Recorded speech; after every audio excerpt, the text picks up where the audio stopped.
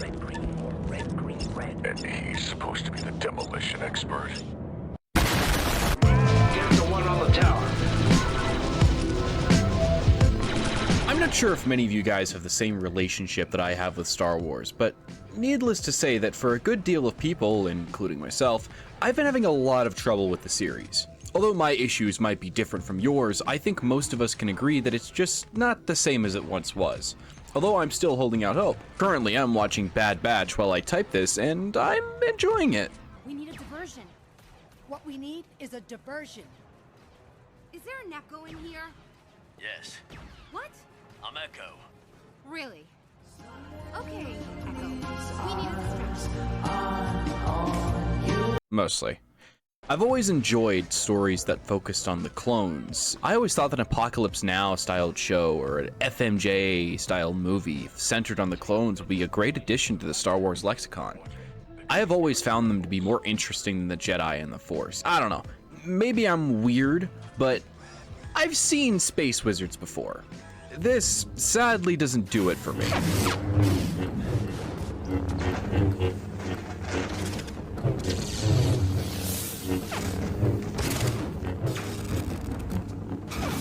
But this? Oh, this does.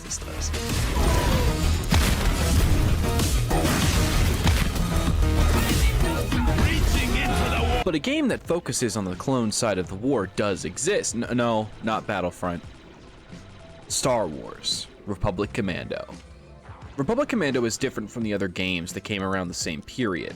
It kind of serves as a bridge between Episode 2 and 3, since it was released before Revenge of the Sith. Even the box art showed this off, it was kind of a selling point of the game. Republic Commando is, as the Wikipedia describes it, a tactical first-person shooter. It was developed and published by LucasArts and released in March of 2005. Some people consider it one of the best Star Wars games ever made, and while I don't feel qualified to throw my hat in the proverbial ring, like a Star Wars The Complete Saga, it is a really good game, and shows off how interesting Star Wars can be when given to someone who knows what they're doing, who also has creative ideas. Not him. Not him. God, I hate the prequels. I know that people like the prequels now for some reason. I don't know why people like the prequels now. I get that the new movies aren't good, but like just because the new turd is stinkier and squishier than the old turd is still a dried up stinky fucking turd. You are a clone commando, superior to your more common brethren. And you are kind of just the John Rambo of the clone world. You're sent in to kick ass and take names. You might not have a place in the history books like the Jedi generals or the clones, but you're simply satisfied with a job well done and a pat on the ass. Back, I meant back. Although... You so fucking precious when you smile.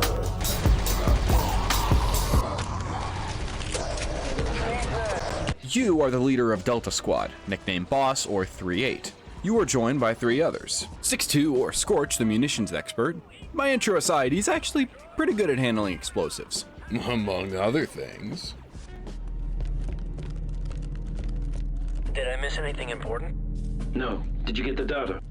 Yeah, they searched me, but I hid the data pretty well. Where exactly? You don't want to know. Roger that. Doubters, move out. 4-0 or Fixer, he's the hacker of the group, and I'm at least 30% sure he's into choking in some way. I mean, just look at that form. He obviously gets practice from somewhere. And 07, Sev. He does one thing, and one thing only. Killing clankers. And lizard people. And Geonosians, Personally, I feel like that last one is more justified than the others because the fact that bug people with teeth exist make me uncomfortable. That's kind of it when it comes to the premise, really, for the most part. You're kind of just a cool clone doing some cool ass shit and you're sent to places to do said cool shit.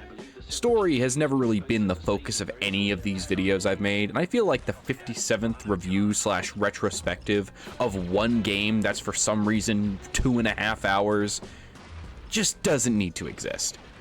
But before we can talk about the game, let's see how it runs out of the box. Oh, Jesus fuck! Okay, to be fair, this was expected.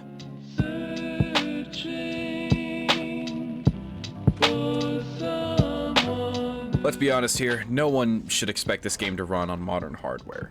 If I had to guess, this was probably a port from the original Xbox, so this game is very rough around the edges, and was not made to run on modern hardware. The main menu sensitivity is way too high and can't be turned down. The resolution is pretty low, as this game is probably meant to run in 4x5, and I'm assuming that the game is full of bugs too. But I wouldn't know, as the game kept crashing before I could actually, play the game. Not to mention it looked terrible. Welcome, little one. This is your first. Oh, this looks like shit. So, what now? Enter a man named Leon Enter a man named Leon. This fixes everything. Even something called bump mapping. And if you're one of those people that doesn't like messing around with files and game files and stuff like that, just trust me when I say that it's not too difficult to install. You just drag these files into these files and you're done, plain and simple. It adds an FOV slider, modern resolutions, and the game runs better just in general. Isn't that nice? Although even with the mod, there are still some bugs and an issue that I didn't notice until I went over some clips.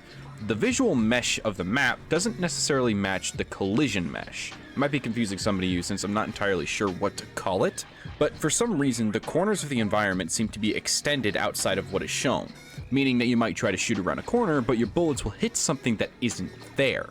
It doesn't come up too often, but I feel like I should, still mention it since it's an FPS game. So if there's something that can screw up your shooting, I should let you know. There's also some issues with bugs showing up in the later portion of the game. I'm not entirely sure what it is, but I've definitely noticed them more in the latter half.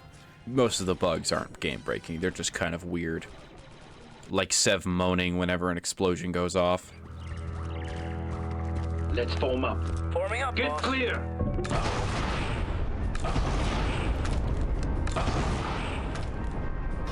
What? You good, buddy? Could use some vector. Getting back to.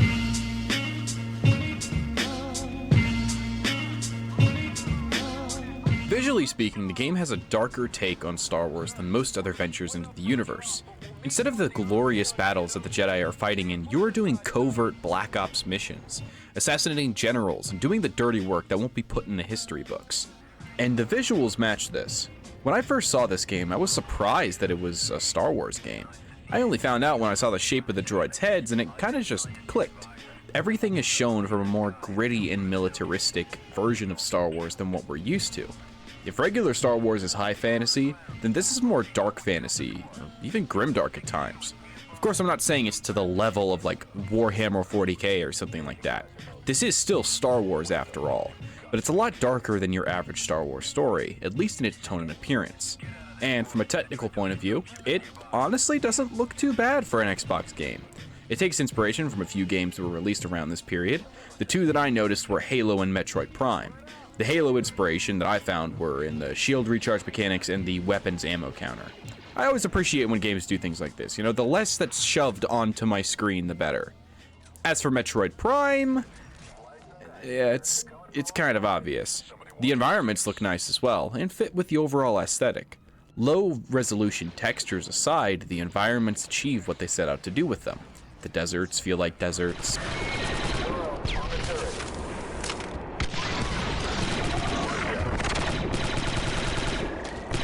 The ships feel like ships.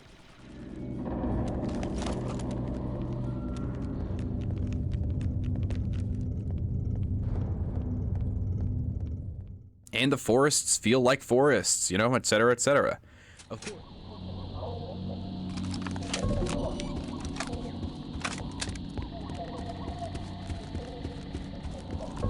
Of course, if you squint, you notice some things, but in all honesty, the game gets a pass in my book. I would talk about the gun's visual design, but we can talk about that more in the gameplay section. Each of the clones look nice and also have their own sort of visual distinction, Fixer's very clean and simple, while Scorch is... Scorch. He's just yellow, I don't know why. And Sev is most likely covered in blood of some kind. The wiki says that it may or may not be blood. I'm going to assume it is. Anyway, on to audio.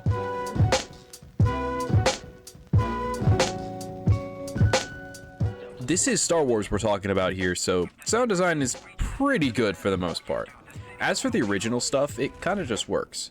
There were a few behind the scene videos in the extras menu, and one of them focused on Foley.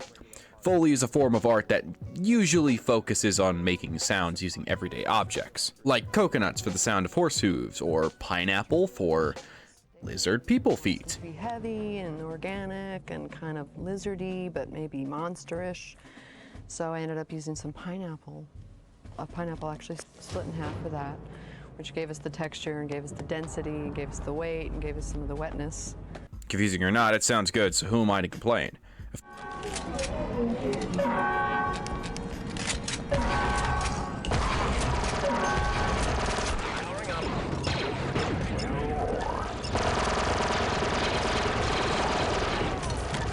Secure that position. Initiate radical restructuring, Commander. Wanna cover me? Explosives? The music is Star Wars music, so it's good. Go figure. The one thing about Star Wars you really can't complain about is the music, so I think they did a pretty good job here. And I can't play almost any of it without getting copyrighted. But almost is not all.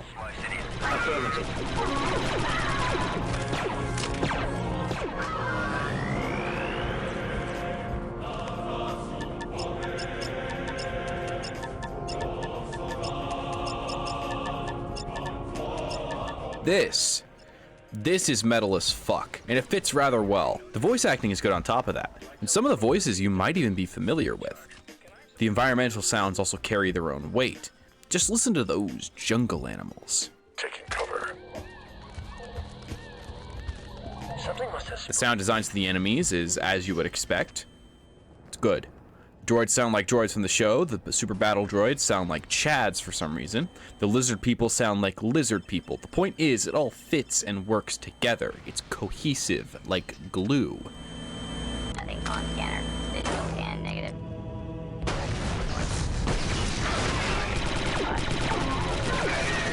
I'll get into it more in a bit, but when the sound and the action just meet together and work as well as they do, it gets real neat.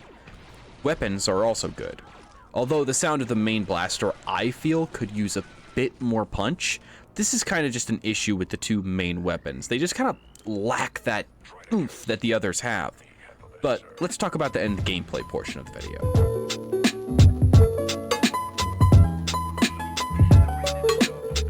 As for the gameplay side of things, everything flows together like a fine stream.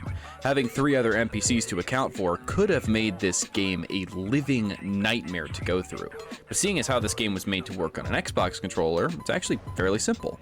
You have 4 different modes to put your squad into: search and destroy, which makes them advance ahead of you; form up, which makes them stay behind you and provide support; securing area, which, well, it's pretty obvious. Although unlike some other games, the AI won't just stand out in the open. They seek cover, they move around the area to defend it, but they won't just stand there. And the last one moves them off of stationary weapons and the like. Those stationary weapons can consist of turrets or viable positions for certain weapons. These can be really powerful, by the way, so be sure to use them. And all you need to do is just press one button. Press one button to put them on there, press one button to get them off. But also, keep an eye on your squad mates. They will move out of the way if they need to, but they won't move if you stick them in a position. For how much you could do with a simple press of a button, it's really just amazing how smoothly it goes. The AI isn't too dumb either. I actually found it to be pretty competent. Look at this when I tell them to advance through this hallway. They all look for cover. They're not just going straight forward and getting shot at. They're looking for cover, shooting out from behind it, going back in it when they're not shooting. It gives off the impression that they're, somewhat intelligent. Well, most of the time. I'll have you know I graduated top of my class in the Navy SEALs, and I've been involved in numerous secret raids on Al-Qaeda, and I have over 300 confirmed kills. I am trained in guerrilla warfare, and I'm the top sniper in the entire U.S. Armed Forces. You owe nothing to me but... Look, I'm not going to say it's perfect, but it works well enough to be fun and functional. They can also revive you when you go down, and vice versa. In most other games, the NPC helpers you can get can't even kill the enemies, let alone be competent enough to save your ass. Sometimes they can be a bit shit, like I said, They aren't you after all, but they can still carry their own weight, especially when they're all working together. You have many weapons at your disposal, but the two you start with are really the weakest. Both are decent enough if you shoot for heads, but they lack that oomph that the other weapons have, as I've stated before, both in its sound and also in its, you know, when you shoot somebody with them. Take offensive formation. Yes, sir. This door leads to the factory control room. Your main blaster, however, can switch between multiple firing modes. These consist of your average blaster, a sniper function, and an anti-tank launcher, both of which are pretty good. So we get to kill some more bugs, right? Will you look at this place? Multiple targets on the bridge. Wait, looks like a good place for a little sniper action.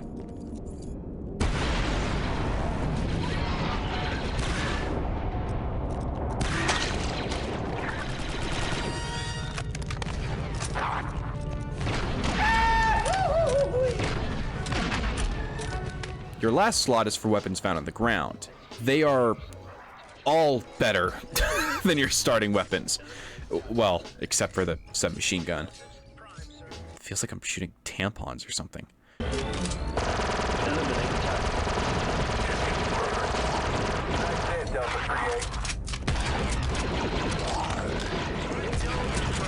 But the other ones are just great.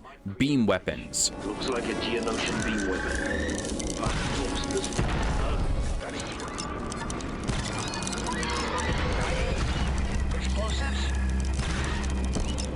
Shotguns. An energy weapon that looks like a slug thrower. I didn't think lizards were that nostalgic. Oh, hell. Deltas, kill the ones with the knives first. Delta squad coming. Are you receiving? Railguns. Let's get a hold of that concussion rifle.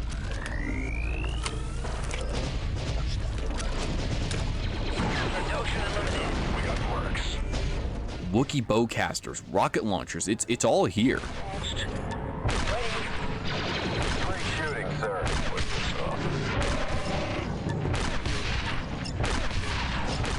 They also visually look very pleasing to look at. Oh, the sound is great. Problem is, you can only equip one of these weapons at a time. It sucks too, since I would trade in both of the first two guns for any of these, even the lizard tampon gun. But to be fair, this is just the direction games were going in at the time, so it gets a pass. I'll just blame Halo like everyone else. Combat is as you would expect from a Star Wars FPS game. The shooting feels nice and the movement works as you would expect. No crazy movement options here. It's your run-of-the-mill, waist-high cover shooter. That's fine. Most of the work was really put into the world and characters more so than the gameplay. Take offensive formation. Get out there. Be somebody. Get out there and be somebody. Let's go, go, go, go.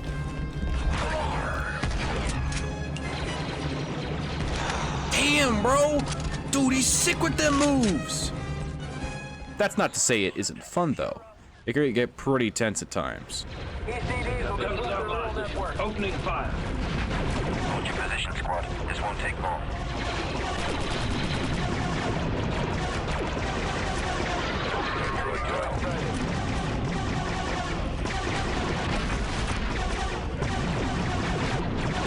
Enemy shields buckling. They're finished. These are the highlights of Republic Commando, when everything just clicks together. The music kicks in, the blasters are blasting, the squad is in the middle of all of it, calling out orders while squad makes spout one-liners. It's a great time. One of my main complaints, however, is some of the spongy enemies. This isn't too big of a deal, but like, come on, man. Another thing that might be an issue, though, is its length and how abrupt it can be at times. Loading screens aside, the missions just end with the music getting cut off. The ending is kind of the worst offender, though. Skip here if you don't want to see the ending. Establish forward command in Kajiro. Is that really who I think it is? Rendezvous with Delta Squad, we must. Upon them, we rest Macho. Wookiee freedom must not be sacrificed. Sorry, Deltas. Looks like it's back to the action. You have your orders. Delta Squad, lock and load.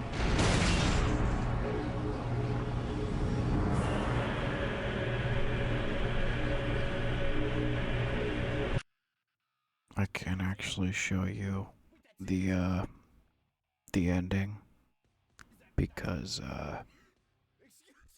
they copyrighted my my video, and I've never seen the red symbol before, and it kind of scared me. So just look it up. It's really funny. It ends and it plays butt rock. Honestly, I can't complain too much. This game was a blast. If you haven't tried this game, then give it a go. Even with the AI occasionally having no brain and the few bugs I've seen, there aren't really any deal breakers here. Buy it, give it a go, and when you're done, watch the music video. Ash video? Excuse me. Oh yeah. Oh yeah, okay.